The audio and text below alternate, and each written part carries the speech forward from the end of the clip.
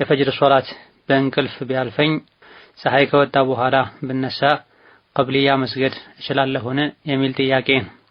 በመጀመሪያ ደረጃ ሁሉንም ሶላቶች በወቅቱ መስገድ ዋጅብና ግዴታ መሆኑን ማወቅ ይጠበቅብናል።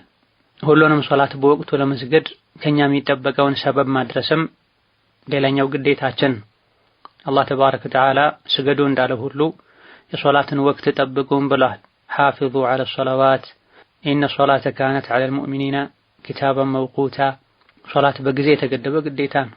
ያለ በቂ ምክንያት ሆን ብሎ በቸልተኝነት ወቅቱን አሳልፎ የሚሰግዱ ሶላት ተቀባይነት አያገኝም።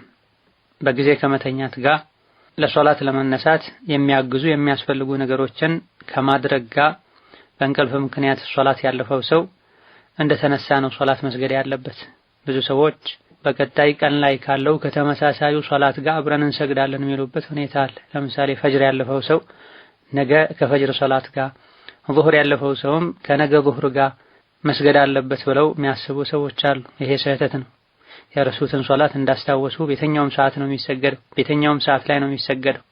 በቂ ጥንቃቄ ከማድረግ ጋር እንቅልፍ ላይ ተኮኖ ያለፈ ሶላትም ከእንቅልፍ እንደነቁ ነው የሚሰገደው። የቀን ሶላት ሆኖ ማታ ላይ እንኳን ቢያስታውሱት ወይም ማታ ላይ ቢነሱ ከእንቅልፍ፣ የሌሊት ሶላት ሆኖ በቀኑ ክፍለ ጊዜ እንኳን ከእንቅልፍ ቢነቁ በዛው ባስታወሱበት በነቁበት ሰዓት ነው የሚሰገደው። በእንቅልፍ ሰዓት ያለፈ ሶላትን ቀብልያ ሱና በተመለከተ የሶላቱ ወቅት ሙሉ በሙሉ ከወጣ በኋላ ከሆነ የነቁት ነሐም በወቅቱ እንደሚሰገደው ሶላት አዛን ተብሎ ቀብልያው ተሰግዶ ከዛ ቃም ተብሎ ፈርዱ ይሰገዳል።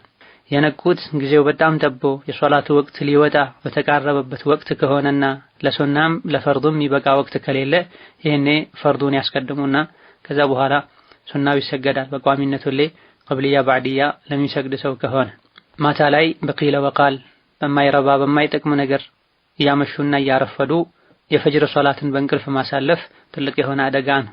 ነቢያችን አለይሂ ሰላቱ ወሰላም ከዒሻ ሶላት በፊት መተኛትን ይጠሉ ነበር፣ ከዒሻ በኋላም ቁጭ ብሎ ማውራትን ይጠሉ ነበር ተብሏል። ምሽት ላይ ሳይተኙ ማርፈድ ዊትርን እንዳይሰግዱ ከማድረግም አልፎ ዋናው ፈርዱን ሶላት አልፈጅርን በአግባቡ እንዳይሰግዱ ስለሚያደርግ ነው።